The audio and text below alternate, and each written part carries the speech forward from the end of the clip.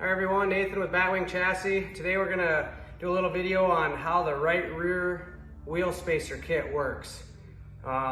It's pretty simple, but if you haven't done it or haven't seen how it works, this is going to show you how that works. So on the right rear wheel, if your car has the right rear wheel spacer adjustment kit, you should have a 1/2 inch spacer on the inside of the wheel hub, your adjuster spacer on the outside, and then the nut.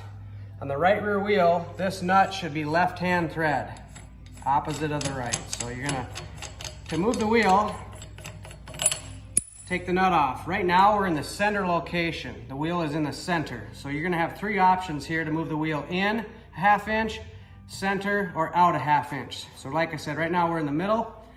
To move the wheel in, we're gonna remove these two spacers, the hub, take this spacer off, put the hub back on, go all the way in. Now, you'll see this spacer is tapered. That one will go on first. Then your 1/2 inch spacer that was in here will go on. And then this spacer is tapered here and flat here. So you're always gonna go flat to flat, and in the hub is tapered, tapered. So the flat side and the tapered side out goes on. Then your nut goes back on. Boom, so your tapered part of the nut will go inside of that deal there. All right, so when you move your wheel in, this is gonna tighten the car up. So if you're on a dry track or something, you'd probably wanna move your wheel in. So that's gonna load this wheel more and tighten the car up.